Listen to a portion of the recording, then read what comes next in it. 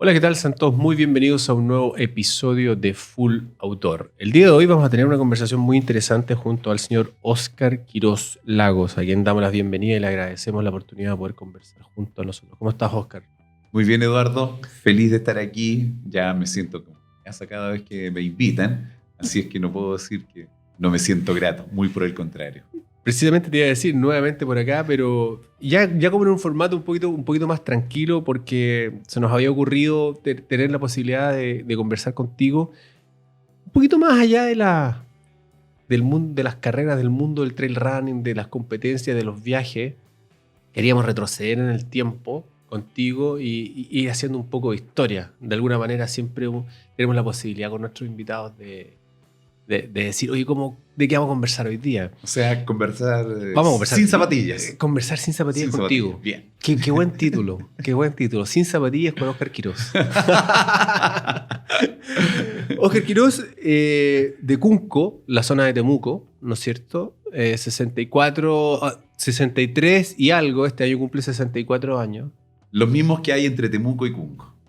Mira tú, kilómetros. Esa Mira. distancia ahí más o menos. Esa zona es como de poeta, yo la sabía. Yo algo sabía. No sé, yo creo que tal vez de cuenteros más que De cuenteros. Publicista con mucha experiencia y después te fuiste al mundo de las leyes. Pero partamos un poquito más atrás. ¿Estás viviendo en la zona de Cunco hasta qué época? ¿Hasta la adolescencia? Cuéntanos un poco. A ver, yo nací en Cunco. Ya. Nací en Cunco, mi familia es del Cunco, de Cunco hacia el campo, hacia el sector Curacalco, que los que son de la zona van a entender de qué se trata. Pero ya yo nazco en Cunco, mi padre y mi madre se conocen en Cunco, ahí se casan y todo sucede ahí. Y todo sucede ahí. Según mi madre dice que se conocieron un día cruzando un puente. Mira. Y yo encuentro que es una situación bastante romántica porque, entre otras cosas, un puente es algo que une. Y encontrarte en un puente es una señal de unidad. Y mis padres ya cumplieron 64 años de casados, cosa que encuentro que es sencillamente una maravilla. Una maravilla que ya hayan cumplido esa cantidad de años juntos, sí. Que sigan juntos y que yo los vea con el mismo amor que los vi siempre. ¿Visitaste ese puente? Sí, por cierto, lo crucé muchas veces también. ¿Y no se te ha cruzado una mirada por ahí? No, alguna vez me asustaban que en ese puente penaban, entonces cada vez que pasé por ahí lo hice muy rápidamente. En la infancia, digamos, en Cunco. ¿Cómo es Cunco? Cunco era un pueblito que en aquella época denominaban un punta de rieles. Punta de rieles se denominaban aquellos pueblos que tenían un ramal de ferrocarril y era hasta donde llegaba el ferrocarril. Un pueblito maderero muy pequeño, con todas sus casas de tierra en esa época. Y yo diría que mi relación con Cunco es más o menos hasta los 10, 12 años. Que aun cuando yo a los 6, 7 años me voy de Cunco porque mi familia se traslada a Temuco por razones laborales de mi padre, luego feriado largo, vacaciones de verano, vacaciones de invierno, siempre las pasé en Cunco. Mi grupo de amigos, mi selecto grupo de amigos era de Cunco. Y curiosamente, entre esos amigos, hablo de amigos de los 6, 7 años, con el paso del tiempo y con esta historia del trail, me encontré con Iván Ferreira, que es un amigo de esa época. Mira tú. Por eso tiempo atrás yo subí una fotografía donde aparecíamos con Jerry y con Iván y hablaba de mis dos amigos, uno que me trajo el trail y el otro que me regaló la vida. Mira. Porque con Jerry también debo reconocer que es un amigo tardío, pero es un tremendo amigo al cual yo lo estimo muchísimo. Y por supuesto a Iván, con toda esa historia de vida que tenemos, también lo quiero mucho y siempre es una alegría poder encontrarme con él en las carreras. Tuve una buena conversación con Eri acá. El viejo se las trae. Todos creen que es el viejo que sube a la campana. La sube y la baja. Estás hasta la época entrando a la adolescencia. A un Temuco, no sé, del año 60, 70, por ahí, ¿no es cierto? ¿Cuál es la realidad? ¿Cómo era tu infancia, tu adolescencia? Bueno, la adolescencia de los años 60, principio de años 70, es una infancia que se vive en la calle. Claro. Una calle normalmente veredas pavimentadas, pero calles de tierra. Lugares propicios para las pichangas de fútbol, para el encuentro con los amigos, para las carreras. De barrio. Para divertirnos, claro. Era el Temuco, o más bien la sociedad de la gente. No de los medios ni las redes, sino donde el tocarse era más importante que el contactarse. Claro. Donde el encuentro con los amigos era la tarea diaria. Es decir, uno tomaba desayuno pensando en qué momento la mamá nos iba a permitir salir, Claro. porque sabíamos que era el momento en que también iba a salir otro, o muchas veces estábamos esperando que el otro saliera para nosotros tener la excusa perfecta, ¿no es cierto?, pero si él está solo allá afuera, ¿cómo lo vamos a dejar solo? Entonces, una época de mucha vida fuera de la casa, no en el patio de la casa, sino Claro. que en la calle, con los amigos, esas pichangas infinitas, ¿no es cierto?, Entera. que duraban hasta que la madre del dueño de la pelota lo llamaba y se tenía que terminar. Hoy ya no sabía nada. Claro. Último gol gana todo. último gol gana.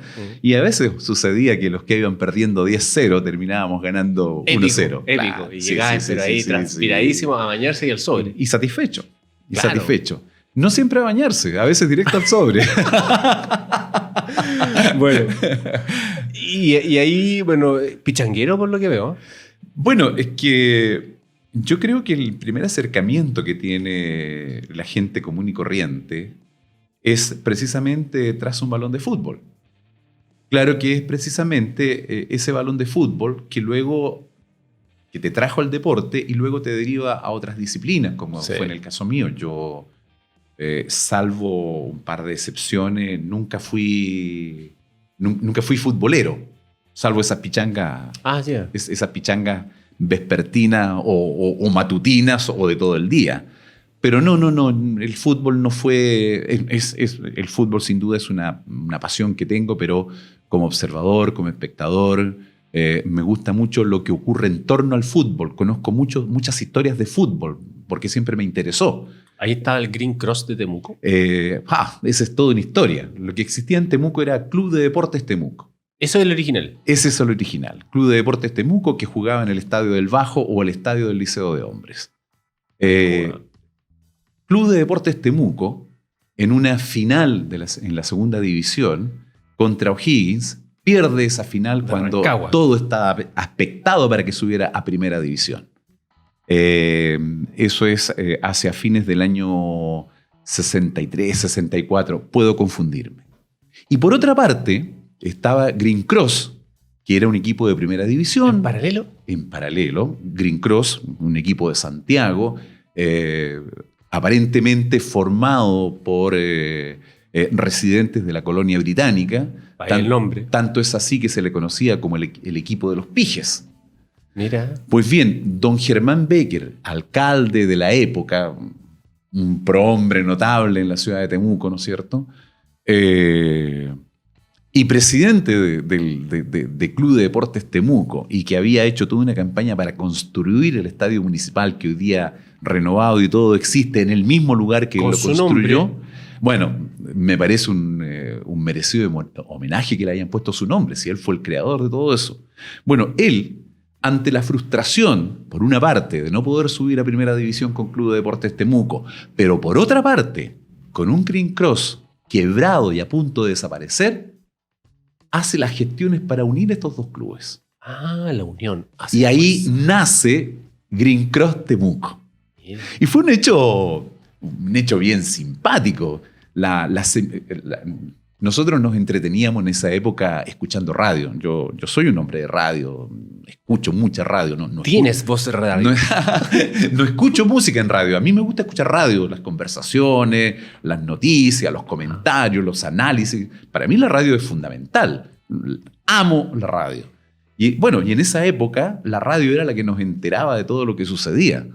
Y aquella mañana, cuando a la estación de ferrocarriles llegaron los jugadores de Green Cross para unirse al plantel de Temuco y transformar Green Cross Temuco, las emisoras transmitieron directamente desde la estación de ferrocarriles y nosotros, los jóvenes que soñábamos con un futuro club en la primera división, lo escuchamos ilusionados y emocionados. ¡Qué buena! ¿No te acuerdas del año eso? Aprox? Me parece que eso es a fines del 64, principios del 65. Porque el año 65 es cuando se inaugura el Estadio Municipal de Temuco. Y la inauguración del Estadio Municipal de Temuco ocurre con un evento deportivo de marca mayor. Es decir, se realiza un cuadrangular con la presencia de Colo-Colo, Universidad de Chile, Universidad Católica y Green Cross Temuco. El estreno. El estreno del estadio. Estadio del cual yo fui un testigo diario de su construcción. ¿Sí? Sí. Yo, el año 64, ingresé al primer año básico. Hace pocos días atrás comprobé que la distancia entre mi casa y la escuela a la que yo iba era de 1500 metros. Hace poco. Hace poco lo comprobé. Bueno, diariamente con uno de mis hermanos, con Manuel, recorríamos ese tramo caminando para llegar a esta escuelita. Kilómetro y medio. Kilómetro y medio, diariamente. Y para poder llegar a la escuela esa, teníamos que rodear todo el recinto del que hoy es el estadio. Y por lo tanto éramos testigos de cómo iba progresando esta construcción. Construcción que tiene un hecho muy significativo también. La mano de obra en ese tiempo era mano de obra escasa. Los recursos de la municipalidad para construir el estadio también eran recursos limitados. Y don Germán tuvo una tremenda y magnífica idea. Solicitar la colaboración de los internos de la cárcel de Temuco para colaborar en la construcción. ¿Y cómo respondieron? Maravillosamente bien. Mira. Maravillosamente bien. Y claro, las condiciones sociales en general no eran las que hay hoy día. Éramos un país bastante más básico. Éramos un país más de personas. Y era curioso ver cómo a los presos de la cárcel de Temuco, para llevarlos al estadio, cumplieran con su labor durante el día y devolverlos a la cárcel por la tarde, los trasladaban en camiones tolva. Camiones tolva. O sea, estos camiones abiertos, estos de carga. De carga. Piedra. Bueno, uno los veía todos ellos ahí. Es decir, cualquiera de ellos que se hubiese querido escapar era cosa que saltara del camión y se iba. Claro. Pero que yo recuerdo durante ese periodo nunca se... Primaban otros valores. Claro, primaron los valores. Y yo creo que Temuco en ese sentido debe sentirse orgulloso de sus presos. Mira, no tenía ese antecedente que había sido en parte a la mano de obra de presos de la cárcel de Temuco. Así fue. Qué notable, porque en el fondo uno ve las cosas como hechas, en el fondo no ve todo lo que hay que movilizar para que esa acción ocurra. Tal vez, como dices tú, eran otros tiempos donde las cosas se conversaban. Claro. O sea, cuando las personas nos mirábamos a la cara, claro, y no agachábamos para ver el mensaje que entraba a nuestro celular.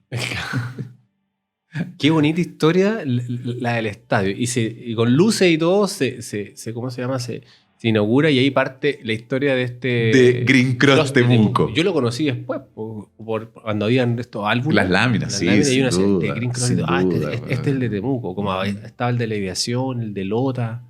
Claro. Un montón de equipos que hoy día... Bueno, yo conocí el estadio de Lota también.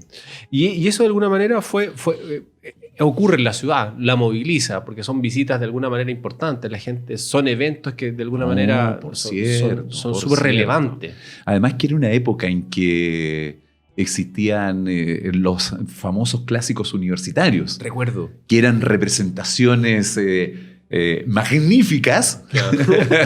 Magníficas por la magnificencia con la que se realizaban. Con desfiles. ¿No es cierto? Claro, desfiles y verdaderos desarrollos de obras dramáticas en el césped de los estadios. Claro. Y por supuesto, el estadio se inaugura con un clásico universitario. Y yo recuerdo que en esos tiempos también, no sé, 60, 70 y algo de los 80, las jornadas eran tardes completas donde la familia completa iba al estadio todo el domingo. Sí. todo el Bueno, sábado. yo tengo una historia ahí bastante...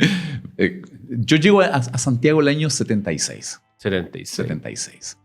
Vengo con un amigo y vecino de la escuela básica, Carlos Carrillo. Ahí tenéis 20 años. 20 años, claro. Y llegamos acá y por supuesto queríamos ir, entre otras cosas, ir al estadio. Acá Y fuimos a una jornada doble en Santiago. en Santiago, al Estadio Nacional, Galería Norte. Bueno, Nos instalamos ahí, termina el primer tiempo del primer partido. el primer cuarto, diría yo. Claro, el primer cuarto de la jornada futbolera. Bajamos al sector donde vendían bebidas ¿Ya? y no había bebidas ese día.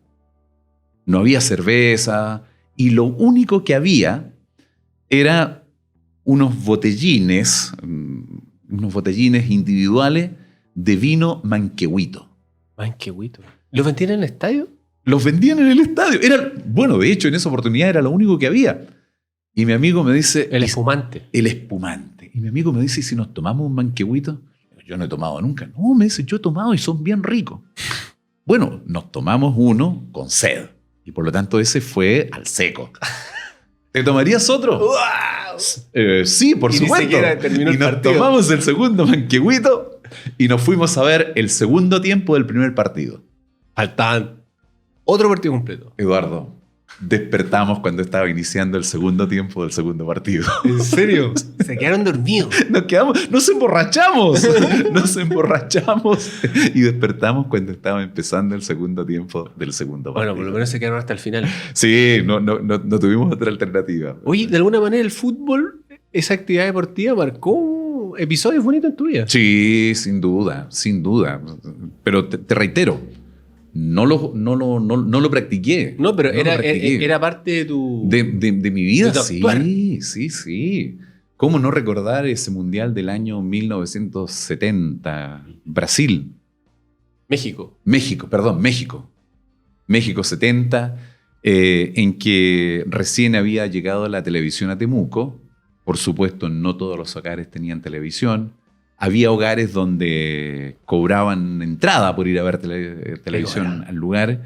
Y si el restaurante tenía uno, estaba lleno. Claro, pero no, yo era pequeño, si es que no me habrían permitido ir al restaurante. Pero sí, vi el mundial completo. Y cuando a mí me hablan de los grandes ídolos del fútbol actual, yo digo, bueno, qué pena que no hayan visto el Brasil de Pelé.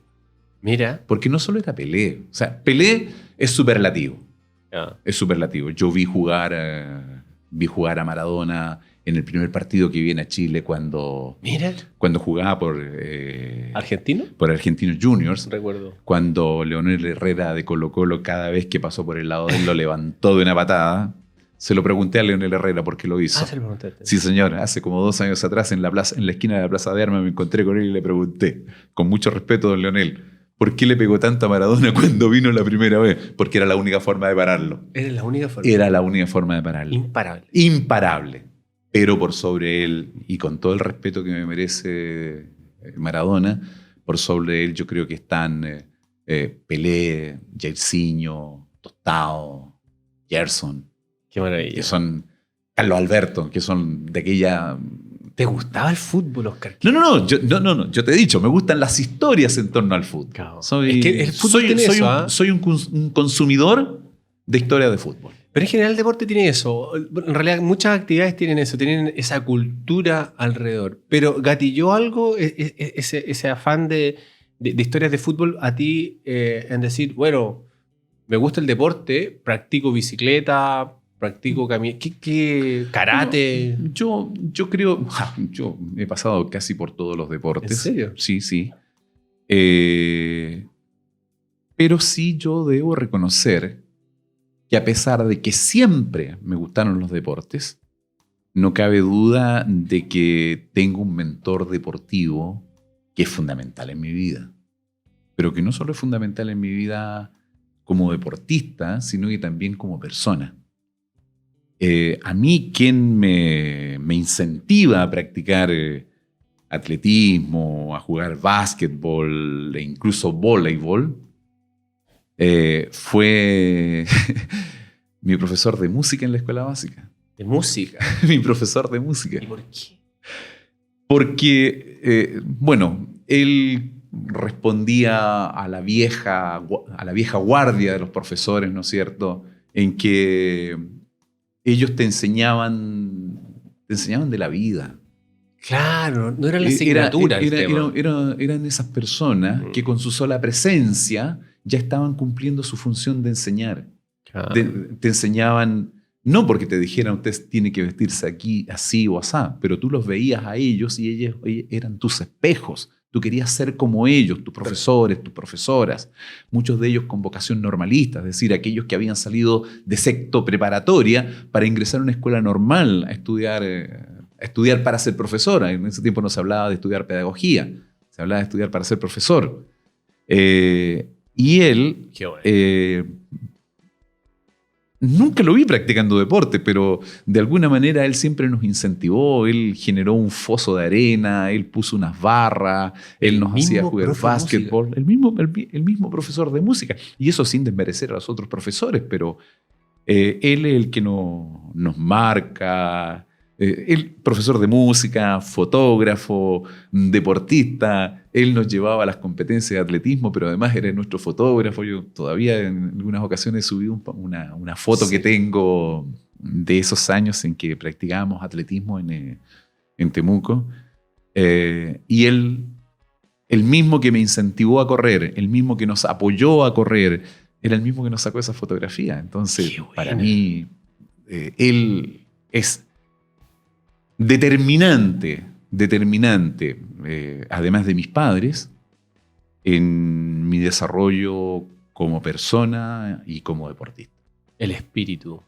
Yo creo que ahí está lo que él me transmitió.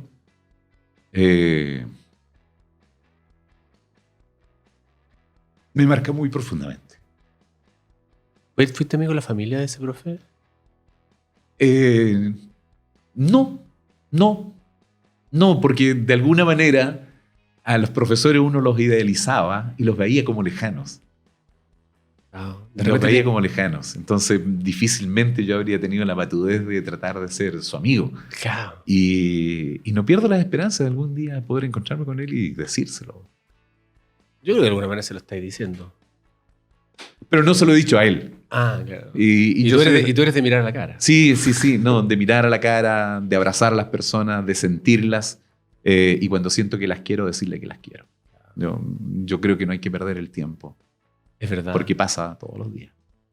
Eran esos tiempos donde la gente se encontraba, no sé, pues en el almacén comprando, en la farmacia, se encontraba el profe, inclusive hasta con el alcalde en el mismo lugar, y entonces la gente tenía la oportunidad de entre el jardinero, el profe, toda la actividad de la comunidad se encontraba en el mismo barrio, que era como muy, muy normal verlo. Sí. Y eso de alguna manera es tu tronco que alguna vez formó lo que ibas a hacer después. Pero además, no solo nuestras autoridades, sino que también las autoridades de mayores estaturas también visitaban nuestros barrios. Recuerdo en el barrio donde yo vivía, en alguna vez nos visitó la reina Fabiola de Bélgica, el presidente Eduardo Frei Montalva. Estuvieron ahí y si alguno de nosotros alcanzó a tocarles la mano, después no se la lavó en mucho tiempo, a diferencia... Porque una reina. Claro. Claro, sí. Que antes uno coleccionaba cosas, en el fondo, recuerdos, coleccionaba recuerdos. Sí, era una época en que todo era más cercano y todo también era más lejano. Es decir, era una época en que las emisoras locales retransmitían los programas de La Voz de las Américas cada vez que había un cohete que iba al espacio. Fuimos testigos a través de la radio cuando el hombre pisó la luna. O cuando en el cine te daban eso como cápsulas, digamos, que te informaban lo que estaba pasando en el resto del mundo. Al instante. También. Era muy divertido. Sí. ¿Llegas a Santiago? ¿O este fue un episodio solamente, el de los 20 años, cuando viniste al Estadio Nacional? No. En esa época yo ya me vengo a Santiago. ¿Y qué hacías en Santiago? Me vengo a Santiago, me vengo a estudiar arquitectura. ¿Arquitectura? Arquitectura, sí, señor. ¿Y por qué? Porque mi amigo Carlos Carrillo estudió arquitectura y él me habló maravillas de la carrera y yo me entusiasmé y la estudié. ¿Pero soñabas con ¿Qué te imaginabas tú en ese tiempo? Porque hoy día tu percepción de la arquitectura puede ser muy diferente, pero a los 18, 20 años... La verdad que yo creo que me imaginé alguna vez diseñando hermosas casas. Ese fue tal vez mi sueño. Ayudando a construir las casas de otros también. Por ahí era. Pero también fue un proyecto inconcluso. No me atrevería a decir que fue un proyecto frustrado, sino que un proyecto inconcluso. ¿Dónde estudiaste arquitectura? En la Chile. Perfecto. ¿Y la escuela dónde estaba ahí? En ese tiempo la escuela estaba en Cerrillo, donde actualmente está la Escuela de Formación Policial. Perfecto. El mismo recinto. ¿Y tú vivías en Santiago en qué parte? Yo vivía en Santiago, en la Juan Antonio Ríos, en Gamero. Perfecto. En Gamero. Me estoy imaginando el trayecto, por eso.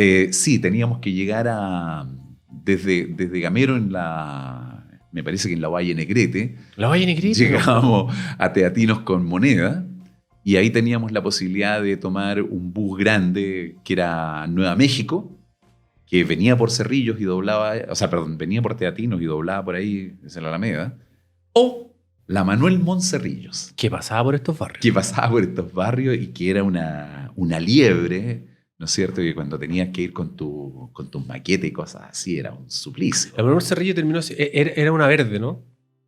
Una verde corta. No recuerdo si era verde yo te lo digo porque yo vivía por acá. Azulita, pero yo vivía en Malmón, sí. cerca de Malmón, Sí. el Negroyaña, Antonio Vara, y el Manuel Cerrillo con la catedral pasaban, pero fijo, y me llevaba al estadio. Ese mismo estadio. Claro. Ese mismo estadio. La Manuel Cerrillo corría toda la ciudad. Sí. Y eran otras micros, otros colores. Era una cuestión así como Valparaíso. Era una cosa multicolor. ¿Y cuánto tiempo estuviste ahí en la escuela de arquitectura? Bueno, yo cursé el primer año de manera satisfactoria y el segundo año de manera suficiente. Terminado el segundo año me vi en la obligación de congelar la carrera, que en ese tiempo existía la figura de congelar la carrera y que era quedarte hasta 3 años sin estudiar y después volvías y retomabas los estudios. Te daban el derecho a la duda. Así es. Pero lo mío no fue motivado por duda, sino que fue motivado por una cuestión personal, familiar y económica. Hacia fines del año 76, nos casamos con doña Leo. ¿Tu actual señora? Mi actual señora. A fines del 76. 20 añitos. Y en marzo del 77 nace la Catalina, mi hija mayor. Entonces, entiendo me imagino el cuadro. Bueno, el año 77 fue un año bastante complejo donde tuve que compatibilizar estudios y trabajo, llegando a la conclusión de que si tú eres estudiante de arquitectura, no puedes estudiar y trabajar. Por eso, consumo, pero... mis respetos a los estudiantes de arquitectura, de diseño, porque la verdad que son carreras que te exigen 25 horas diarias. Claro. No sé si recuerdas que hace un par de años atrás o el año pasado, un par de chicos de arquitectura precisamente alegaron por la sobrecarga de trabajo que tenían. ¿Recuerdo? Sí. Yo los comprendo absolutamente. Lo viviste. Absolutamente, lo viví. Y si estudias arquitectura debes entender que tienes que dedicarte al 1000% a eso. Yo me acuerdo de esos tiempos, eran unos años muy loquillos, cómo la gente se vestía, pata elefante, unos lentes redondos así, súper psicodélicos, y tú estabas haciendo una nueva familia. Me imagino que esa decisión se lo comunicaste a tus padres y ahí nace otro Oscar. Yo creo que lo ideal hubiese sido que hubiese nacido otro Oscar. El problema fue que siguió siendo el mismo. ¿Ya? Cuéntame eso. La verdad que yo creo que si... Cada cosa, Eduardo, que he emprendido en mi vida ha sido sin cálculos. Nunca he calculado ni he medido las consecuencias que pueden tener cada una de las decisiones que tomo en la vida. La tomo y le echo para adelante. Fui así siempre. Uh-huh. Fui así siempre. Lo sigo siendo hasta el día de hoy. Estoy dispuesto a aceptarme cuando me equivoco. Estoy dispuesto a empezar de nuevo. pero nunca con la calculadora en la mano. Seguí siendo el mismo. Eso evidentemente hizo que tuviera que renunciar, ¿no es cierto?, en definitiva a la carrera de arquitectura, porque cuando ya llegó el momento de volver, me di cuenta que no podía volver, pero también entendía que no tenía ninguna posibilidad en la vida si yo no estudiaba algo. Claro. Y es así en que postulo de nuevo a la universidad, doy la prueba de aptitud académica, postulo de nuevo a la universidad y quedo en dos carreras. En una en que había que dar un examen especial y la otra que entraba en el segundo semestre. ¿Y cuáles eran? Ahí quedé en la carrera de publicidad en la entonces Universidad Técnica del Estado. La UT. Y en teatro en la Universidad Católica. ¿Teatro en la Universidad Católica? Teatro en la Universidad Católica. ¿Cuál te seducía más? Con la mano al corazón. Me seducían ambas. Me seducían ambas. ¿Por qué? Porque ambas me podían dar acceso al cine o a la televisión, que era uno de los sueños que yo tenía. ¿Sí? Porque era una época en que no había escuelas de cine en nuestro país. Sin embargo, en la carrera de publicidad tenía esa posibilidad de acceder y en la carrera de teatro también.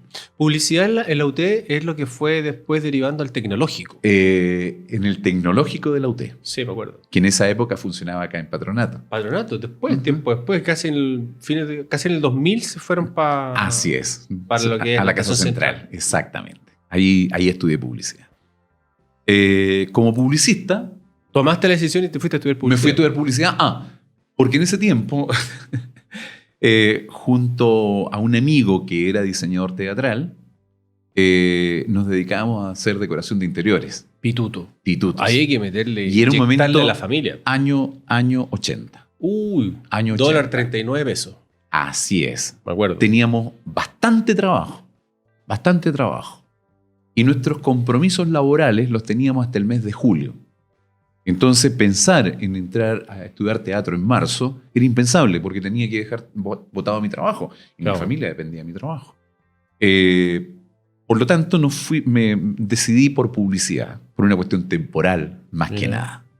Y curiosamente, ahí, a mediados del año 80, ya surgen los primeros atisbos de la crisis económica en la cual se iba a asumir nuestro país. Y terminamos el último trabajo en julio y no tuvimos nunca más trabajo. No hubo más pega. No hubo más pega. Wow. No hubo más pega. Así es que ahí, bueno, a echarle para adelante, trabajar en lo que viniera y a terminar la carrera. Sí, hubo una restricción económica, una recesión económica bastante potente. Yo diría que de las más potentes que yo he tenido la oportunidad de ver en nuestro país. Sí, alguna gente aprendió algo de humildad en ese tiempo, me acuerdo. Pero aquellos que les fue bien aprendieron de la arrogancia. También. Y probablemente esa arrogancia adquirida en esa época de aquellos a los que les fue bien es lo único que le transmitieron al resto de nuestra sociedad. Estoy súper de acuerdo. Porque cuando nos creíamos, ahí empezaron el tema de los Pumas y todo eso. Yo creo que nosotros los chilenos somos excesivamente arrogantes. Excesivamente arrogantes. Es terrible. Así como nuestros vecinos argentinos se caracterizan por ser fanfarrones, yo creo que la arrogancia del chileno superó largamente la fanfarronería del argentino. ¿Por qué crees tú? Yo creo que en nuestro país ocurren cosas bien particulares. Nosotros... Culturalmente somos un país muy pobre, Eduardo. Y lejos de ir cambiando las condiciones de vida en nuestro país, yo creo que la situación cultural del país, lejos de mejorar junto con eso, ha ido desmejorando. ¿Por qué crees tú? Porque los chilenos somos muy dados a tratar de demostrar que somos algo que no somos. En nuestro país tienen excesivo valor las cosas materiales. En nuestro país tú no vales por lo que eres, vales por lo que tienes. La apariencia. La apariencia es fundamental. Y cualquiera que tenga un auto mejor que el otro, mira en menos al otro. Y fíjate, yo te voy a mostrar más bien, no tengo nada que mostrar. Pero si tú te fijas, el camionero, ese que va con el acoplado, le echa el camión encima al que va sin acoplado. El camión sin acoplado le echa encima el camión al bus. El bus se va encima del 3/4. El 3/4 de la camioneta en contra del auto. El auto en contra del motorista. El motorista trata de sobrepasar al ciclista, el ciclista al corredor y el corredor al que camina. Claro. Lo primario quedó, pero en último... Absolutamente. Y así se estructura nuestra sociedad en todo aspecto. Si yo soy capaz de demostrar que tengo mejores ingresos que tú, inmediatamente me pongo yo en una situación de superioridad y te pongo a ti en una situación de inferioridad. Y el resto lo vale. Y así se estructura nuestro país. Yo me acuerdo de una película que hablaba mucho de la apariencia en ese entonces, que salió, recuerdo, en los 80. Julio comienza en julio. ¿Es verdad? Bueno, yo debo confesar que esa película la fuimos a ver porque, según decían, habían escenas eróticas. Después la vieron en la tele. Claro. Pero hablaba mucho de eso, la apariencia. Así es. Hablaba mucho de eso que lo teníamos muy enraizado nosotros. Claro. Bueno, y eso nos transforma también en una sociedad desigual, en una sociedad machista. ¿Y eso no se ha mejorado, crees tú? ¿O en parte sí, en parte no? ¿O está medio diluido, como dicen? Eduardo, eso no ha cambiado nada. Absolutamente nada. Más allá de que hay algunos avances en un sentido o en otro, que hay reconocimiento hacia ciertos sectores, pero en el fondo seguimos siendo exactamente los mismos de siempre. Los mismos de siempre. El hippie no era tan hippie, claro. El artesa no era tan artesa. Claro. O sea, si convenía tener apariencia de hippie en un momento dado, la tuviste, y cuando dejó de ser conveniente, la dejaste de lado. Después, si fuiste artesa y dejó de ser conveniente ser artesa, también quedó de lado. Si fuiste solidario en un momento y después no convenía, también dejaste de ser solidario. Claro. En nuestro país vendemos mucho la solidaridad. Y yo te diría que Chile debe ser uno de los países menos solidarios que existe en el mundo. Porque la solidaridad no se demuestra entregando dinero una vez al año en una determinada campaña. La solidaridad está con permitir el paso de la persona que va a tu lado, no atropellar al que va más lento, permitir que en el metro salgan los que se están bajando del tren para después subir.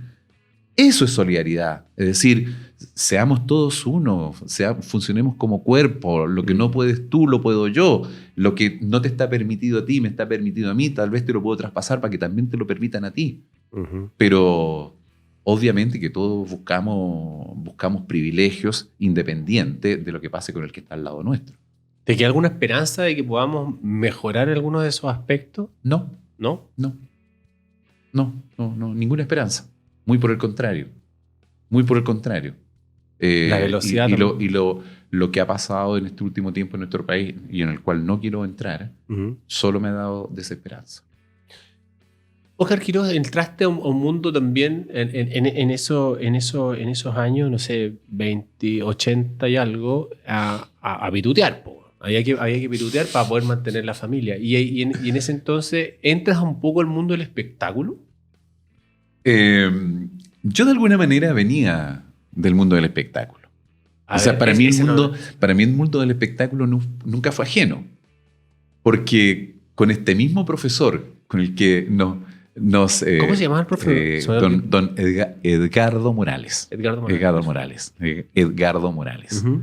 Con don Edgardo no solo hicimos deporte, también cantábamos.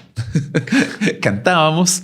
Y en la medida que cantábamos, hacíamos algunas representaciones en la escuela básica, y esas representaciones de la escuela básica luego se mutaron en participar cuando yo estaba en la enseñanza media, en algunos grupos teatrales. Por eso quedaste en teatro. Y eso me acerca. Sí, sin duda. Sí, me gustaba el teatro. Y cuando llego a Santiago, una de las cosas que hago también y que me lo permitía el hecho de estar accediendo al mundo de la arquitectura, también al mundo del arte. Sí, está muy cerca. Está muy Acceder cerca. al mundo del teatro, al mundo de los institutos culturales, binacionales, ¿no es cierto? En esa época me hago un gran consumidor de cine fundamentalmente europeo, porque no teníamos lucas para ir a los cines normales. Por lo tanto, el chileno británico, el chileno francés, el Goethe Institute se transforman en nuestros principales proveedores Los institutos de cultura, claro. Chao. Yo debo confesarte que no logro que hoy día me guste el cine, porque el cine comercial... Aprendí a ver otro tipo de cine. O sea, cuando te acostumbraste a ver el cine de Jean-Luc Godard, de Herzog, de Fassbinder, después cuando ves el cine comercial, el cine americano, son obras demasiado predecibles. Es decir, otro formato. Desde que te muestran los títulos de la película ya sabes quién es el asesino. En cambio, este otro cine es un cine que te hacía pensar, que te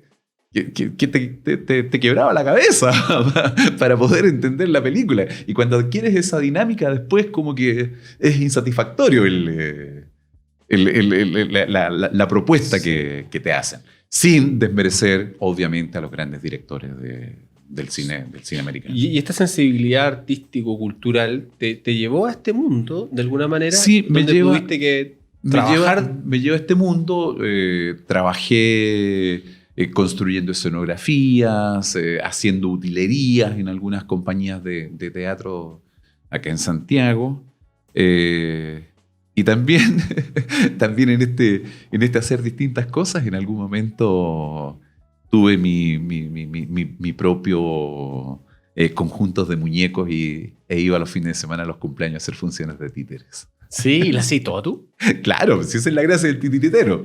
Ser capaz de contar la historia y encarnar a cada uno de los personajes. ¿Cuántos personajes Bueno, el performance tenía? Bueno, pero normalmente está el bueno, el malo, la princesa, el rey, el niño o la niña, y algún animalito entre medio. O sea, ¿y los guiones eran tuyos? Claro. Bueno, muchas veces habían guiones. Bueno, habían guiones, pero normalmente el titiritero trabaja fundamentalmente en base a improvisación, porque el feedback que hay con los niños, claro, es una cosa muy potente, pero muy, muy, muy potente. Entonces, en una época donde la entretención es más o menos limitada, análoga. Claro, yo iba los días martes a Morandé con compañía, la esquina, donde funcionaba el Diario del Mercurio, donde a quienes buscábamos trabajo, el Mercurio nos daba la posibilidad de poner nuestros avisos gratis. Cerquita de tribunales. Frente. Entonces ahí yo ponía mi aviso ofreciendo mis títeres, y eso significaba que sábado y domingo hacía 3 funciones por cada día. ¿Había teléfono en tu casa? No, señor, donde el vecino. Esa era una pregunta muy clave en ese entonces. Claro. Esa era la pregunta. ¿El número de quién dabas? Normalmente el de algún vecino. Y él dice, vecino, yo tengo un recado. Oh, mira la... Claro, y había ocasiones en que el vecino con buena voluntad decía, espérenme un poquito que voy a ver si está. Y partía. Claro, o sea, tú confirmabas, confirmabas la función con alguien que no conocía, que te daba una dirección donde muchas veces tú no sabías cómo llegar. Y llegabas con tus trastos, con la confianza en que era el lugar indicado y que una vez que hicieras la función además te iban a pagar. ¿Te perdiste alguna vez buscando el cumpleaños? No, buena. Porque es curioso. Los provincianos sabemos recorrer Santiago. Si tú te acercas a una persona y te contesta para preguntarle cómo llegar a un determinado lugar y te contesta de manera correcta, te aseguro que es provinciano. Mira, me voy a tener ese... Porque si es santiaguino, lo más probable es que te diga no sé. Y no es un tema de voluntades. Eso pensaba yo. No, en absoluto. El que vive en Santiago conoce muy bien su circuito. Él sabe llegar donde están sus amigos, donde están los lugares donde desarrolla sus actividades laborales, recreativas, académicas. Él sabe llegar y desplazarse hacia esos lugares. No conoce su ciudad. No conoce su ciudad. El provinciano que llega a Santiago, primero para poder ir a entregarle el encargo que en esa época le mandaban a la tía que nunca había visto y que la iba a conocer por primera vez, había que saber llegar. Y no siempre la tía vivía cerca de la Alameda, normalmente vivía muy alejada, en los extramuros de la ciudad, y había que aprender a llegar. Y luego había que aprender a volver, y luego había que aprender a ir donde el compañero que te iba a prestar tal o cual libro, o con el cual ibas a hacer tal o cual trabajo. En fin, y al final tú terminabas conociendo la ciudad. Gracias al Google de la época. La guía telefónica. La guía telefónica y el plano que tenía la guía telefónica. Era súper delgado porque le llegáis a romper y... Sí, así que... Por eso nunca tuve problemas para ubicarme en Santiago. Increíble. Me manejaba bien. Y los días también tenían 24 horas, uno tenía que hacer todo. Así es. Pero todo era más sencillo, Eduardo. Todo era más sencillo, ¿no? ¿Interactuaste en el mundo del espectáculo haciendo distintas funciones? Pero igual, como tú me lo habías advertido, uno acá, si no tenía un título, no podía optar a mejoras. Iba a ser difícil. Claro, o tenías capital para hacer negocios, claro, o tenías un determinado conocimiento para venderle tus servicios a otros. Y estamos hablando de una recesión ahí. Entonces, tomas publicidad. No, ¿Cuándo terminaste publicidad? Yo publicidad la termino el año 83. ¿83? Sí, más. ¿Y trabajas de independiente como publicista? En esa época, en realidad, estuve un poco complicado en lo familiar y en lo laboral. ¿Ya? Porque fue una época muy compleja. Muy compleja. Dentro de este tema complejo, ya yo era padre de 2 hijos. Leonor decide volver a Temuco, donde está toda nuestra familia. Yo me quedo en Santiago. Pero en Santiago las cosas no se dan. No se dan. Me vuelvo a Temuco.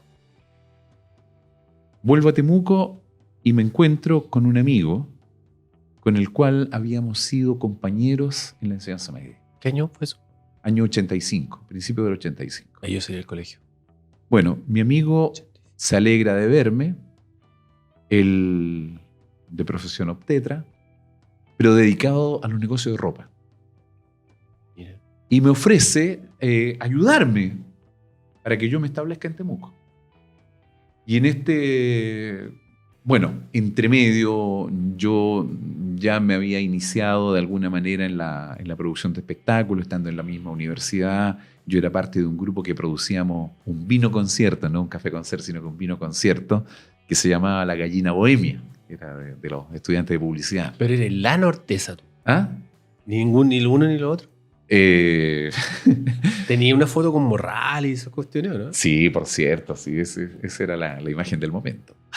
Pero fue una actividad bastante potente porque se transformó. A ver, en esa época obviamente que los artistas chilenos no tenían cabida ni en la televisión. El ambiente era diferente. Era un ambiente totalmente distinto, pleno gobierno militar, ¿no es cierto? Y bueno, le dimos tribuna a muchos de ellos. Hugo Moraga, Eduardo Gatti, Eduardo Peralta. Recuerdo que para nuestra primera actividad, para nuestra primera Gallina Bohemia, fuimos a hacer unos afiches por allá por San Miguel, San Joaquín, en la calle Sierra Bella. ¿Yeah? A un taller de serigrafía. Sí. Y cuando lo fuimos a buscar, uno de los tipos del taller me dice: oye, ¿y a nosotros por qué no nos invitan al Café Concert? Sí, por supuesto, ¿no? Vengan nomás, ahí vamos a tener vinito, empanadita. iba a haber buenos artistas. No, me dice, nosotros queremos ir a tocar. ¿En serio? ¿Cómo le digo que ustedes tocan? Sí, nosotros tocamos. Johnny, tráete la guitarra. Y llámate al Amaro. Puta, y uno de el tipo que estaba hablando conmigo agarra un cultrún. El tal Johnny agarra una guitarra. Y el otro tipo, no recuerdo con qué. El Amaro, no me acuerdo con qué instrumento aparece. La cosa es que los tipos se ponen a cantar. Una cosa impresionante. Ya, pues vengan. Pero el único problema es que tenemos al Gatti y a ustedes tendría que tirarlos para el final. No, ningún problema. Bueno, vinieron. Ellos tres. Johnny, Charlie y Amaro. Y llega el momento de presentarlo, porque yo además era el animador. Era el productor animador. Claro. Entonces, oye, ¿y cómo se llaman ustedes? ¿Cómo los presento? Pucha, me dice, nosotros tenemos un nombre en mapuche, pero queremos cambiarlo. Ya, pero rápido, ¿cómo se van a llamar ahora? No, preséntanos como Sol y Lluvia. Ah, ya, pues. Con ustedes, Sol y Lluvia. Me estáis hueveando. Puta, no, nadie cachó nada, pues, Sol y Lluvia se suben, qué sé yo, se ponen a tocar. Quedó la grande, pues, mataron los tipos, mataron. De ese taller. Oh. Sol y Lluvia. Sol y Lluvia. Bueno, el Johnny hoy día concejal de San Joaquín, Amaro, diputado de la República, Charlie por ahí sigue haciendo su música. ¿Se generó una amistad? ¿Se forjó una amistad? Sí, se mantiene hasta el día ¿Fuiste de el primero hoy. que lo presentó o no necesariamente? ¿Habían tenido No, ellos tenían una trayectoria ya, pero en ese lugar, según me contaron ellos, a mí no me consta ni tampoco lo podría asegurar, fue la primera vez que actuaron con el nombre de Sol y Lluvia. Claro, el lanzamiento. ¿Dónde fue? Ahí en el Tecnológico, en el casino del Tecnológico. Ahora, por supuesto, el día lunes me tuve que ir a dar cuenta a la dirección a la dirección de la escuela. ¿Ya? ¿Qué pasó? Porque cuando llegué el día lunes, el guardia, el que estaba ahí en la caseta, en la entrada, me dice, te están esperando. Y la verdad que las autoridades de la universidad lo veían que artistas como los que habían actuado en esa ocasión y ciertos gritos que se habían generado en el desarrollo de la misma, la efervescencia, ¿no es cierto?, tenían connotaciones de un acto subversivo y por lo cual yo tuve que ir a dar explicaciones. Bueno, ahí en tu afán de productor, digamos, qué chora, qué buena historia. Haberlos presentado como Sol y Lluvia. Fue simpático. Y como te digo, la amistad se mantiene hasta el día de hoy. Y él, fundamentalmente con Amaro y con el batero, que no es Charles, que era el de esa época, sino que es Harley, que es hijo de Amaro. Qué bueno. Con ello todavía mantengo una buena. Y llegas a un Temuco con... Ah, claro. Bueno, y ahí yo le cuento a mi amigo. O sea, mi amigo me dice, ¿cómo te puedo ayudar? Y me pide que yo le propone. Pues yo le propongo que lo que podríamos hacer era llevar a artistas, que yo conocía artistas acá, en fin. Entonces me dice, no, ¿sabes qué? Esos artistas no funcionan. Mira. Y me pregunta si yo ubico a un gallo que se llama Coco Legrand. Sí, le digo, sí lo ubico. ¿Cómo crees tú que andaría él? Le digo, mira, el tipo lleva como 4 años con una obra en el Teatro Ópera, el ex Bim Bam Boom, ahí en Calle Huérfano, y ha sido exitosísimo. Ya, pues, si creéis que acá andaría bien, vamos a contratarlo. Y esa noche partimos a Santiago a contratar a Coco Legrand. A buscarlo. A contratarlo. Pero tenés que buscarlo, tenés que encontrarlo. No, si sabíamos que lo íbamos a encontrar en el teatro, fuimos al teatro, qué sé yo. La gestión era diferente, no mandáis un correo electrónico. No. Por supuesto, nos mandó a freír mono. Él no tenía ningún interés en... Él estaba muy tranquilo trabajando en el teatro, no tenía interés en hacer gira, no tenía interés en hacer televisión, él tenía una vida tranquila. Bueno, después de varios meses logramos que... Insistieron. Insistimos hasta que logramos que él fuera a actuar a Temuco. Y después de actuar en Temuco, actuamos con él en Concepción, Osorno, Valdivia, Puerto Montt. Hicimos giras con él. Le quedó gustando. Porque además era un buen negocio para todos. Bueno, y ese fue el inicio de mi trabajo ya como productor de eventos de manera profesional. Esa era tu tarjeta de presentación. Claro, y de ahí en adelante mi amigo era de la idea de que los espectáculos eran algo para hacerlo de manera esporádica, pero que uno tenía que tener otra actividad. Y en ese contexto, él tenía sus tiendas y de vez en cuando hacíamos estos espectáculos. Pero luego de eso, yo me consolido en Temuco, empiezo a realizar mis propias actividades, ¿no es cierto? Ya fuera como publicista, como productor, incluso hago clases de publicidad en el Instituto Chileno Norteamericano y me estabilizo en Temuco, me establezco en Temuco. Y por el contrario, mi amigo vende sus tiendas y se viene a Santiago con el propósito de desarrollar este negocio que él me había dicho que era algo puntual, no para vivir de él. Bueno, para no hacer larga la historia, él se viene a Santiago, él monitoreaba él hacía todo desde Santiago, yo implementaba las cosas en provincia, así íbamos trabajando. Él me insistía que me viniera a Santiago, yo me negaba a venirme a Santiago porque estaba tranquilo, estaba bien, estábamos bien con mi familia, me sentía bien en el plano personal, en el plano laboral y en el plano familiar. Entonces no tenía ningún sentido pensar en volver a Santiago, que hasta ese momento yo sentía que no me había tratado bien. Hasta que un día me llama y me dice que necesita tomarse un café conmigo, porque te tengo una propuesta imbatible.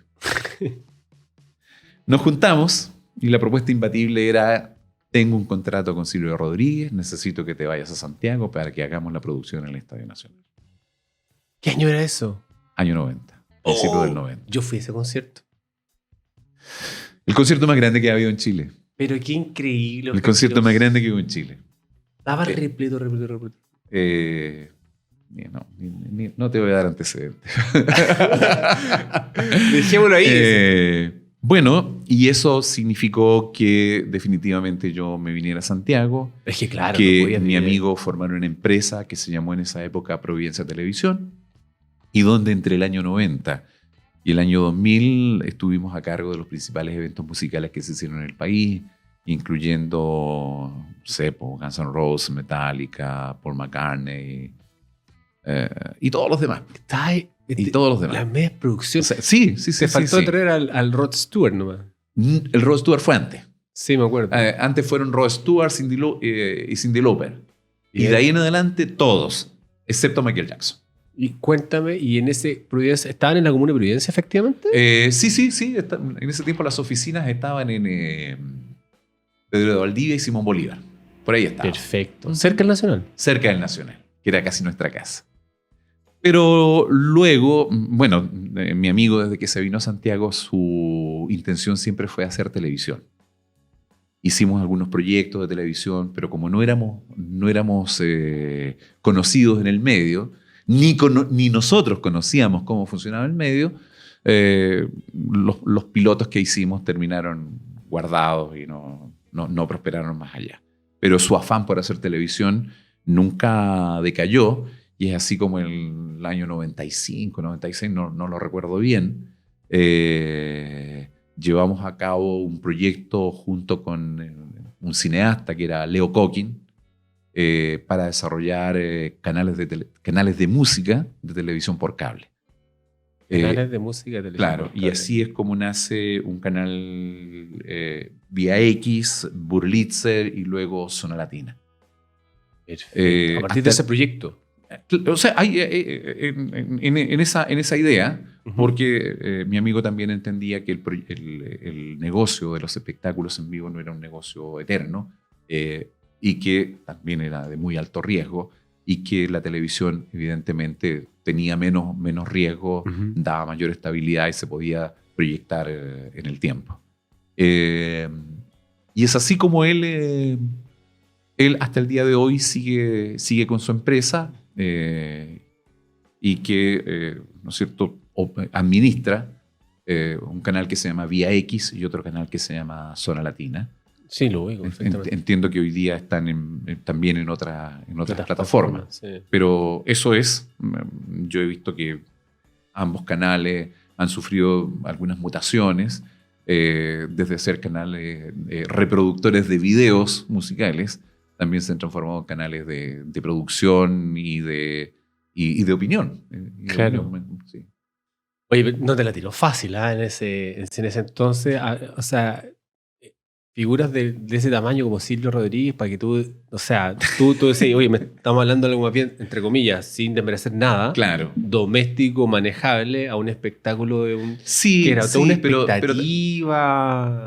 no, fue terrible. ¿Dormiste? Muy poco, muy poco. No, pero también se contó con la colaboración de otros profesionales de acá de Santiago. O sea, mi amigo era el dueño del contrato y el administrador del contrato y yo siempre estuve trabajando al lado de él.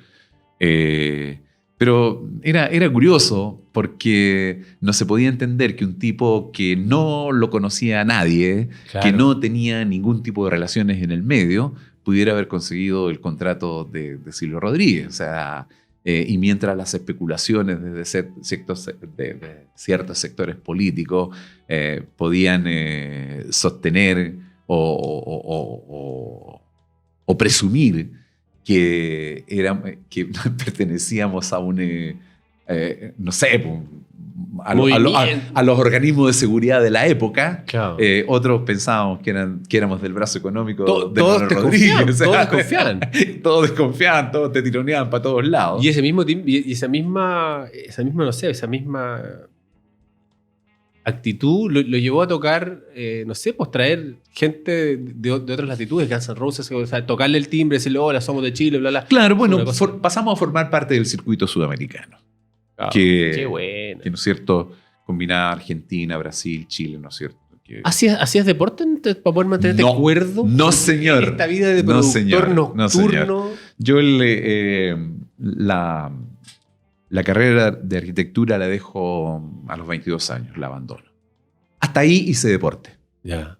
Anteriormente en Temuco había sido corredor de 400 metros. Luego me transformo en basquetbolista. Juego básquetbol en la universidad. Pero cuando me voy de la universidad a los 22 años, me olvido del deporte.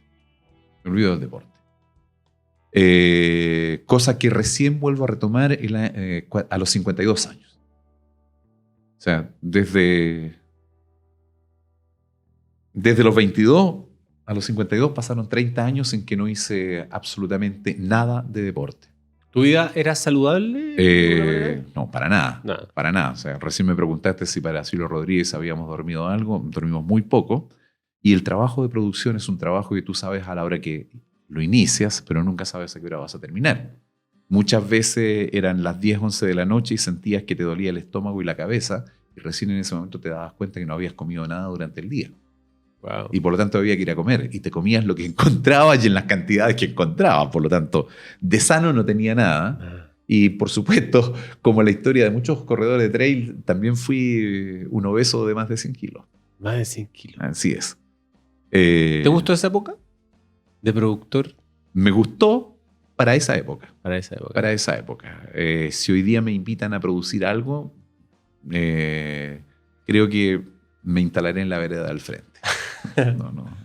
No, de producción nada. Y llega de alguna manera el siglo XXI y yo, como lo dije en un principio, tú eres abogado. ¿Cómo nace todo esto? ¿A qué edad dices tú, ¿sabes qué? Basta dar espectáculo, ahora vamos a dedicarnos a...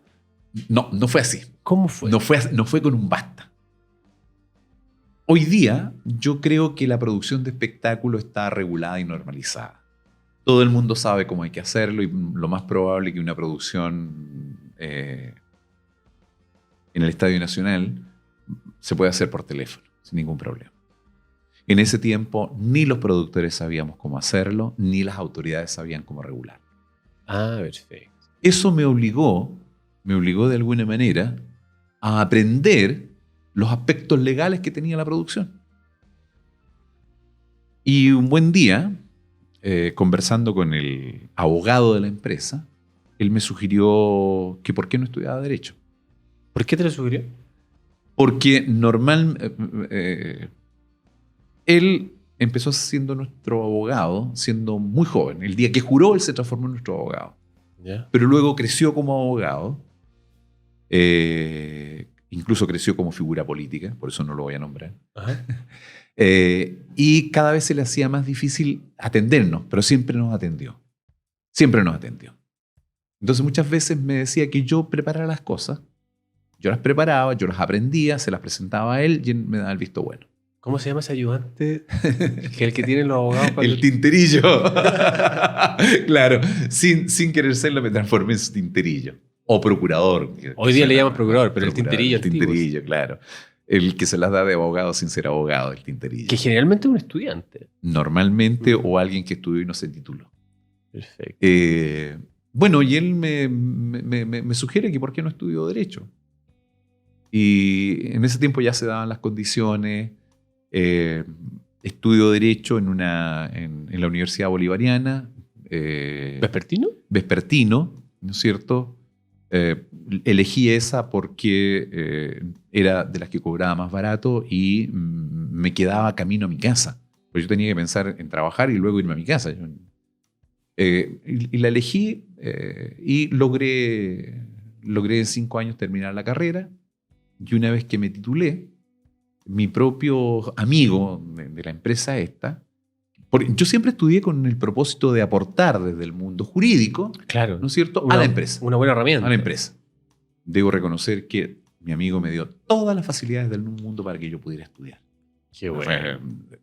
Soy hasta el día de hoy un agradecido de él por los años que trabajamos juntos, por la posibilidad que me dio de estudiar y porque me dio luego la posibilidad de liberarme de seguir trabajando con él. O sea, él me instó a que yo me independizara. Un amigo del alma, historia, toda una historia. Demasiado significativo ese amigo, con el cual no tengo una relación cotidiana, pero él va a ser mi amigo y yo seré un agradecido el resto de mi vida. Eso no tengan ninguna duda. Y él te instó a decir, no sigamos juntos. Claro. Él me dice, bueno, pero si fuiste capaz de estudiar, tienes derecho a independizarte y realizar tu propia carrera. Y si te va mal, vuelve. Mira. Si te va mal, vuelve. No quemó los barcos. Te lo dejó ahí. Claro. La verdad, yo creo que no me fue tan bien como yo esperaba, pero también sentí que no era bueno que volviera. Mira. Y si él algún día se siente traicionado porque no volví, le pido las disculpas correspondientes, pero él me dio alas.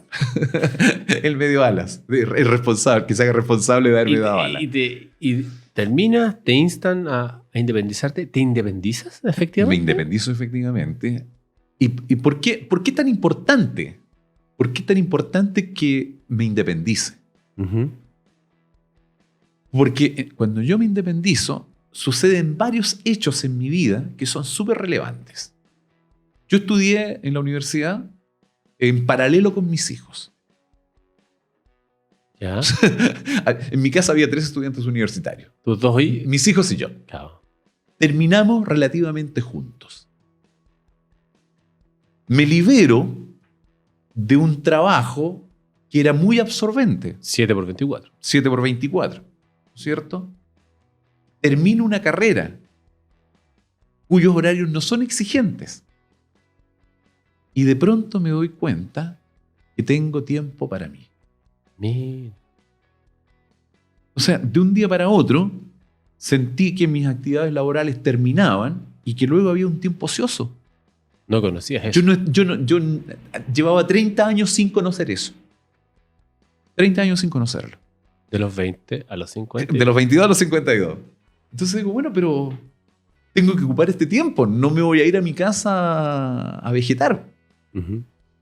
Y empecé a salir a trotar. ¿Por qué? Porque era lo que me salía natural. La Leonor me regaló un par de zapatillas. Pero yo le dije que iba a empezar a trotar porque iba a entrenar para ir a correr el maratón de Nueva York. Ese fue mi propósito. Y no menor. Claro. 30 años de inactividad. 30 años de actividad y al maratón de Nueva York de manera directa. Y ella me regaló un par de zapatillas para que yo cumpliera con mi objetivo. Y salí a trotar. Salía de mi casa, iba hasta una imagen de Cristo que hay a 3 kilómetros de mi casa y me devolvía. Las primeras veces, por supuesto, esto lo hacía los días domingos. Iba, volvía y el resto del día me lo pasaba echado en el sillón porque no era capaz de moverme. Te dolía todo. Y la semana siguiente la aprovechaba para recuperarme. Corría el domingo siguiente y se repetía el proceso. Claro. De quedar destruido y necesitar toda una semana para recuperar. Y así fue que empecé cada día a trotar más. Y un día veo la posibilidad de inscribirme en una carrera. Una corrida Brooks. Me inscribí en 5 kilómetros. Perfecto. 5 kilómetros que a mí me parecía una barbaridad, porque yo nunca había corrido distancias largas. De hecho, en el tiempo que yo practicaba atletismo, opinaba que todo aquel que corriera más de 3.000 metros era un estúpido. Claro. Ese era mi predicamento. Llegué el día de la carrera, vi que había mucha gente, vi quedar entre medio de tanta gente, sentí que iba a ser difícil correr, por lo tanto me instalé detrás de los primeros, o sea, estaban los elites, ¿no es cierto? Y yo parto los primeros para correr tranquilo. Para correr tranquilo, claro. Y la verdad que dan la partida, salíamos desde el estacionamiento de un mall, recorríamos como 300 metros dentro del mall y luego íbamos a la calle. Uh-huh. Dieron la partida y yo sabía correr 400 metros, Eduardo. Eso era lo mío. En mi cabeza estaba la impronta del corredor de 400 metros. Dan la partida y salí pegado con los punteros. Claro. Y los aguanté hasta que recorrimos los 300 metros del estacionamiento. Ahí se apagó todo. Ahí se me apagó la tele. Terminé la carrera. Yeah. Pero corrí con ellos 300 metros. Y los 4.700 los sufrí como nunca había sufrido en mi vida. Enteritos. Pero enterito. Conclusión, no soy para esto, no quiero esto, yo no quiero estar sufriendo. Me compré una bicicleta. Me compré una bicicleta y a la semana había cambiado de deporte. Y descubrí que salir a andar en bicicleta era más entretenido, era menos sacrificado, la pasabas mejor. ¿Para qué sufrir tanto? Claro. Y un día veo en la contratapa del suplemento deportivo del Mercurio un aviso que decía Entel Challenge. Melipilla. ¿Puede ser? Melipilla, exactamente. Año marzo 2009, uh-huh. En Longovilo. Yo trabajaba ahí. ¿En Longovilo? Sí. Mira. Pero 10 años antes que eso. Ya. Bueno. Una antena. Bueno, ese era el centro de recepción satelital que tenía el país. Claro, por ahí entraba la cuestión. Por ahí entraba la cuestión y tengo entendido que ese centro sirvió de soporte o refuerzo a la NASA cuando el hombre llegó a la Luna. Así que exacto. No era cualquier lugar. Mucha historia. Mucha historia ahí. Bueno, y me fui a me inscribí en la distancia de 50K en mountain bike. Sí, me acuerdo. Fue una carrera maravillosa, una producción de la puta madre, 2.000 corredores un domingo en la mañana con su bicicleta. Yo dije, esto es lo que yo quiero. Esto es lo que yo quiero. Definitivamente, no quiero nada más que no sea esto. Y empecé a buscar, después de la carrera, que quedé muy contento, empecé a buscar otras carreras como esa. Y la siguiente carrera era en diciembre. Era en diciembre. Uf. La decepción fue grande. Claro. La decepción fue grande. Pero, buscando carreras por montaña, encuentro una carrera que se llamaba Desafío al Glaciar San Francisco. ¿Ya? Producción Olimpo Producciones. Y decía que se trataba de correr 8 kilómetros de ida y 8 kilómetros de ida hasta llegar al Glaciar San Francisco y bajar hasta Baños Morales. Perfecto. Me pareció interesante. Quise explorar esa posibilidad. Correr en el cerro, si bien nunca lo había hecho, siempre me había llamado la atención. Fui a la carrera. Primero fui a la entrega de kit. Me pareció maravilloso.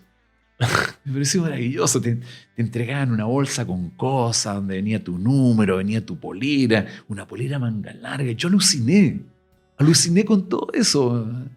Además, luego vino un tipo proyectaron la ruta en una pantalla gigante. Yo encontraba, pero que era increíble, era un mundo maravilloso.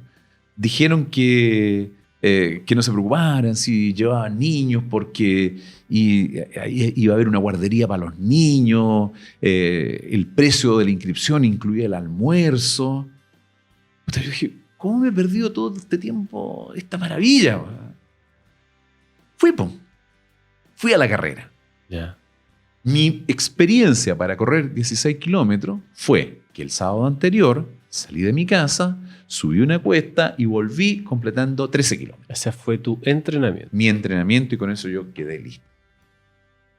Dieron la partida, también me ubiqué entre los primeros. Partimos, la carrera partida en bajada. Yo volé en la bajada y luego empezábamos a subir, y en la primera subida yo iba embalado. Ahí para entrar al parque de Iglesia de San Francisco hay una caseta de CONAF. Uh-huh. Ahí se me acabó la vida. De nuevo. De nuevo.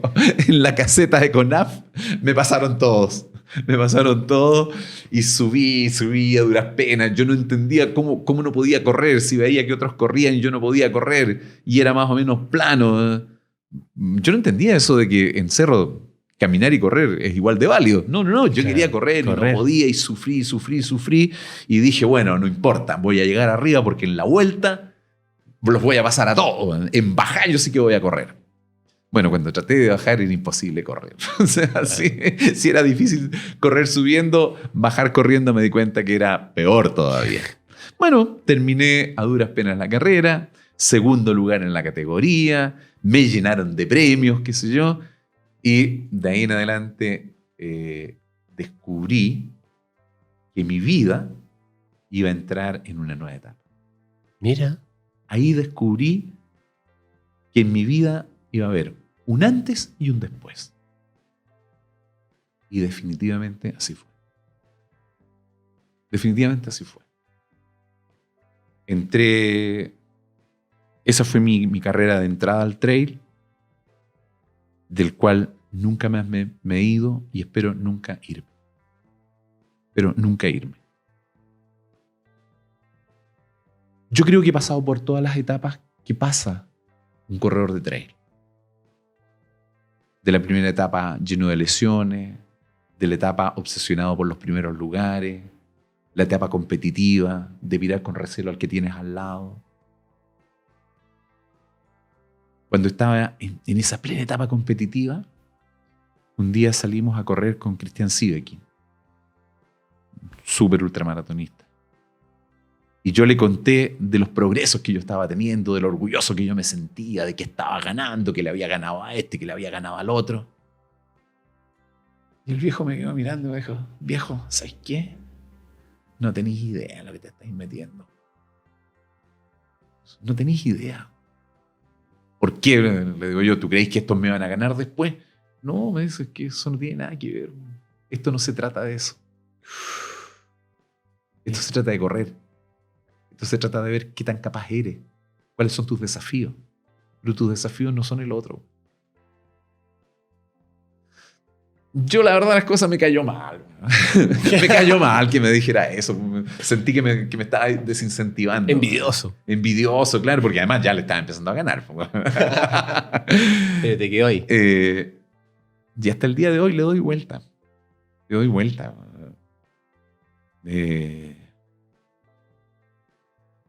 Eduardo, lo que me ha pasado, si me convidas agua, sería sí, agua. Lo que me ha pasado es muy potente. Muy potente porque mi vida cambió completamente.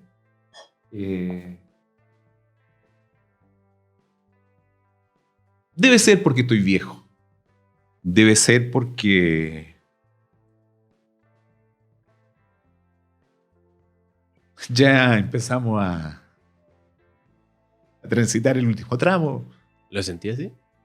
¿Ah? ¿Lo sentí así? No sé, pero es una realidad tangible. Tengo 63 años.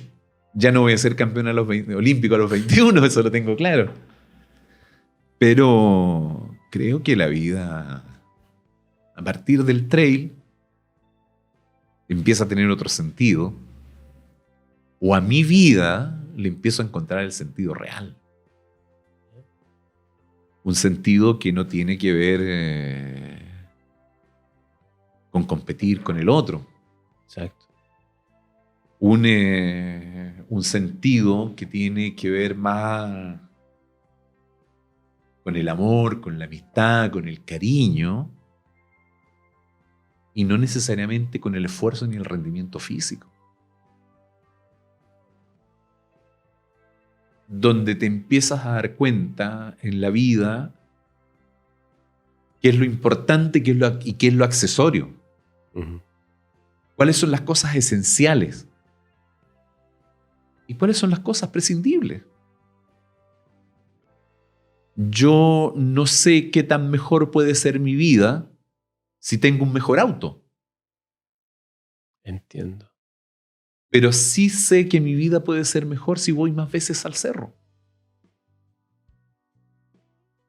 Yo no sé qué tan mejor, o sea, no, tengo claro, mi vida no cambia nada si yo compito contigo y tú me ganas o yo te gano.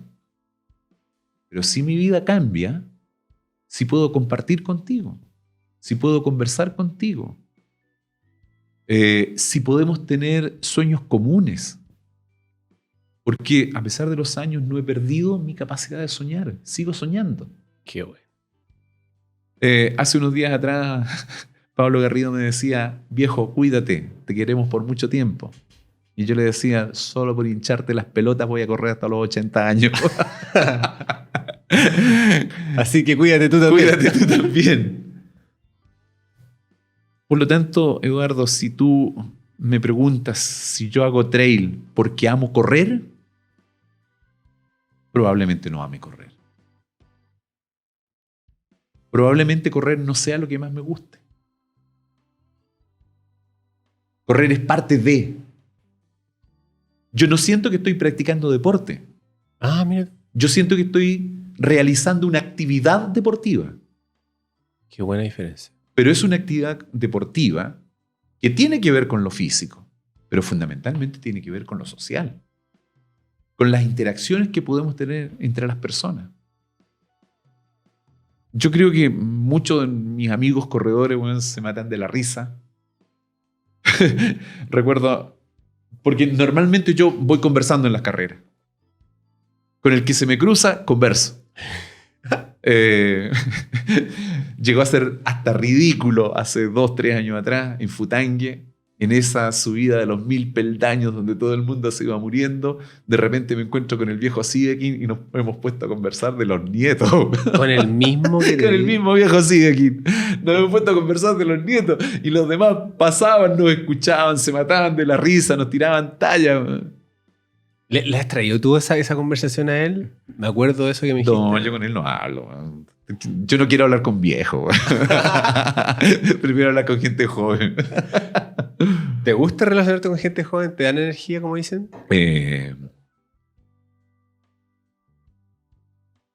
La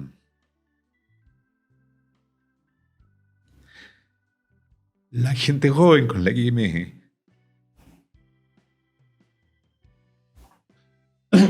que me encuentro en la carrera siempre me tratan súper bien. Siempre me dicen, pucha, queremos llegar a tu edad corriendo de la misma manera. Y la verdad, ellos no se dan cuenta que yo los traiciono. Ellos creen que yo les hago bien. Y es al revés. Ellos me hacen bien a mí. Qué bueno. Yo les robo. Les robo su energía. Tú no te imaginas cómo yo vuelvo después de una carrera. Eso de con el corazón llenito es una mentira. Yo llego con el tanque a full. No solo el corazón.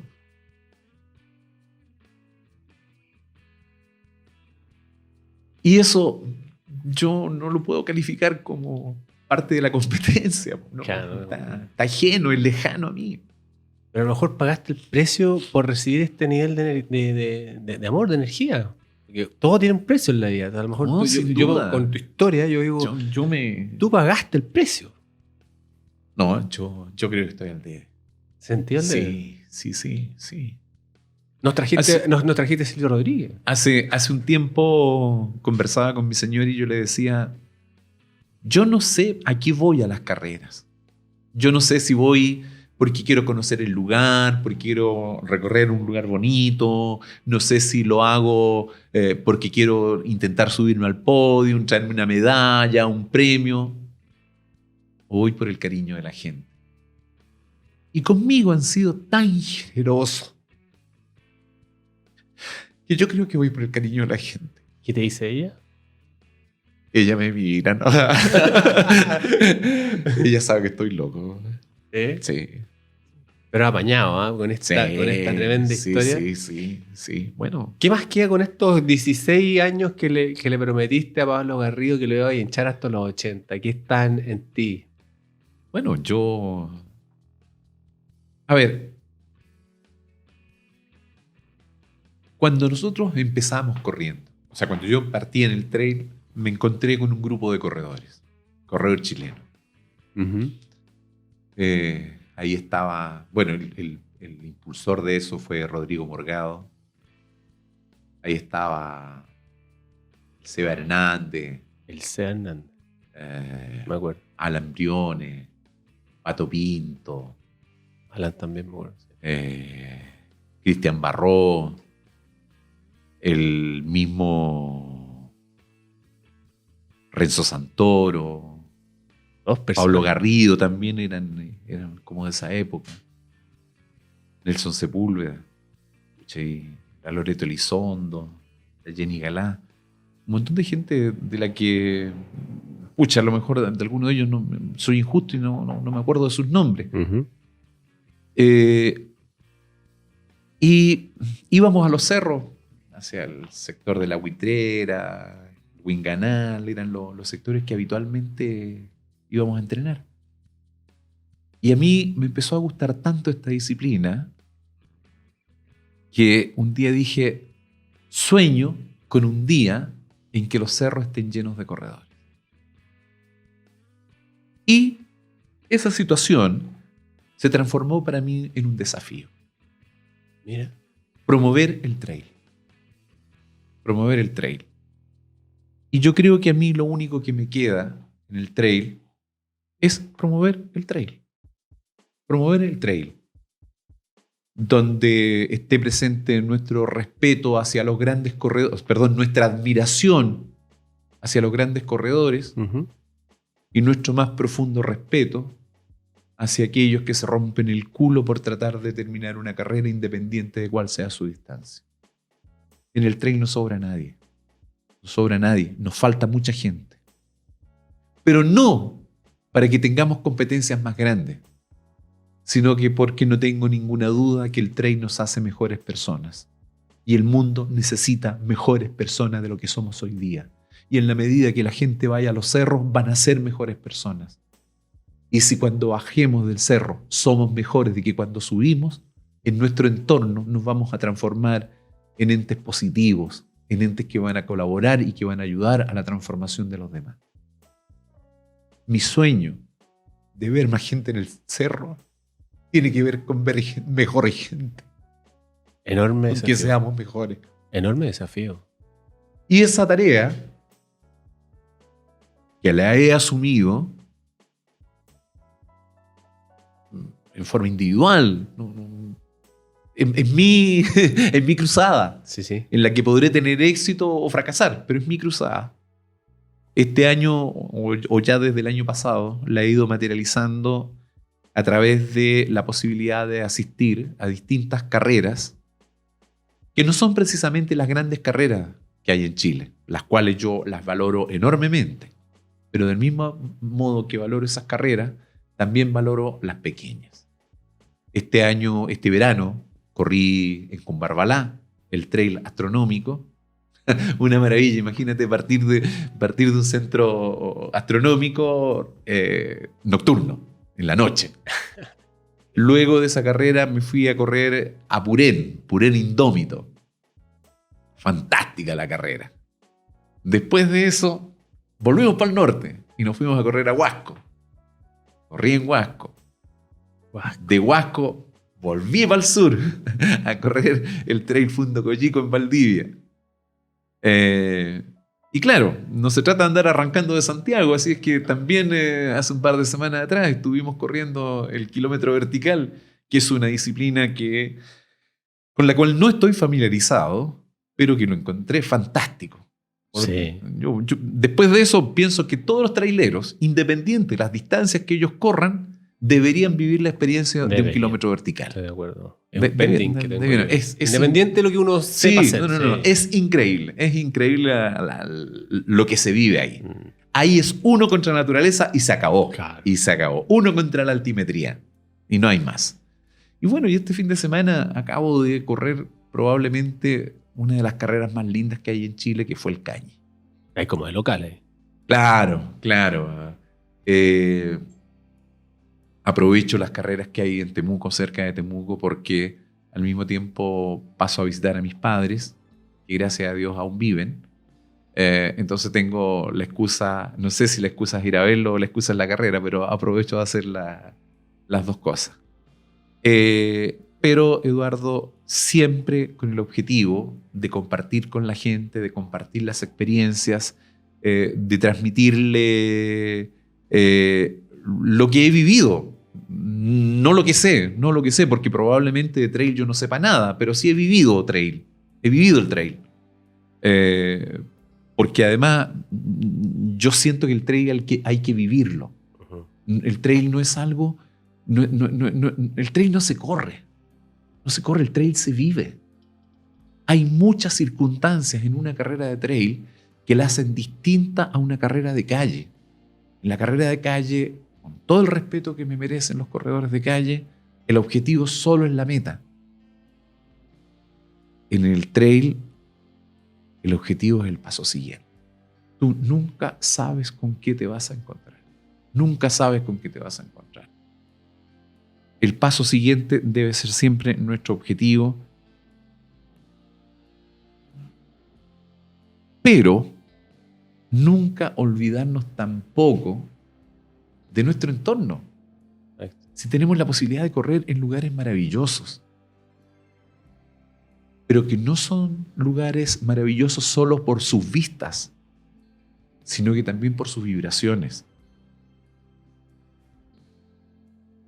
Puede parecer poco objetivo, puede parecer incluso desubicado, pero yo no tengo duda de que la Tierra vibra, que el entorno vibra, que tanto el desierto como el desierto nortino como los bosques sureños tienen su propia energía, tienen sus propias vibraciones, y quienes pasamos por ahí nos vamos impregnando también de eso. No tengo ninguna de eso, ninguna duda. Entonces, ¿cómo no creer que efectivamente, desde el día en que hice el loco corriendo en el glaciar San Francisco, mi vida no cambió? No. Vibraste la misma frecuencia. Entonces, eso es lo que hay que buscar. Claro. Pero nunca olvidarte, porque tampoco yo creo en los lobos esteparios en el cerro, aunque todos algo tenemos de eso. ¿Qué es un lobo estepario en el cerro? Un lobo estepario es un lobo de las estepas, un lobo solitario. Ah, perfecto. No somos gente solitaria. Aun cuando yo sé que disfrutamos de nuestra soledad en el cerro. Sí. Yo la disfruto tremendamente. Pero del mismo modo que disfruto mi soledad, disfruto del contacto social que me permite el momento de la partida o el momento de la llegada de la carrera. Compartir con la gente. Tratar de darles tu cariño. Recibir su cariño es algo que no tiene precio. No tiene precio. Pues además la gente es tremendamente generosa. Es tremendamente generosa. Y ahí estamos. Yo quiero seguir. Yo creo que a pesar de que no terminaste, yo creo que hay una carrera que tú seguiste siendo. Tú eres un verdadero arquitecto. Eres un arquitecto. Yo creo que pasaste por muchos lados, por arriba, por abajo, por el lado, nos llevaste. A mí me hiciste viajar en el tiempo increíblemente. Jamás no tenía idea de mucha de esta historia. Te agradezco enormemente la posibilidad de abrirte y de ser tan honesto desde el punto de vista de reconocer que esta vibración de la Tierra es lo que a ti te mueve y es una gran invitación. Yo creo que no le estás robando a la gente, definitivamente. Yo creo que tú le estás mostrando el camino de que esa vibración te puede cambiar la vida. De una persona que estuvo con las estrellas, literalmente, y de alguna manera conservas un grado de humildad increíble. ¿Hay algo que te prives, Oscar Quiroz? ¿En comida? ¿En algo? ¿Qué no puede faltar en tu vida? O que como bien dicen por ahí, o sea, mira, esto yo no. No, No, en general no. Yo estoy demasiado preocupado de vivir.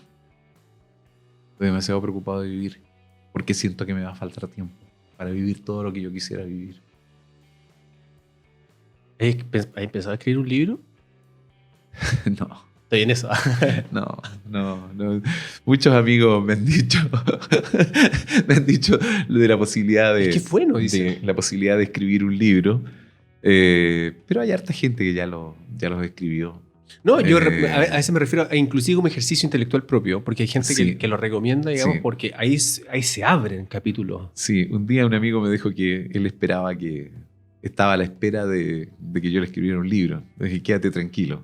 Algún día va a estar a 4.990 junto con Lul. Así que, Eduardo, yo no saco fotografías. A diferencia de muchos de mis amigos que llegan a la parte alta del cerro y sacan la foto, se hacen la selfie, le piden a otro que se saque una foto. Yo no tengo nada en contra de eso. Lo encuentro precioso. Sí, bacán. Lo encuentro precioso. Y además me da gusto verlos porque de alguna manera dicen, ¿sabes qué? La carrera me da lo mismo. Si yo llegué hasta aquí, esto lo quiero atesorar. Exacto. Y me parece fantástico que lo hagan. Pero las fotografías se ponen amarillentas.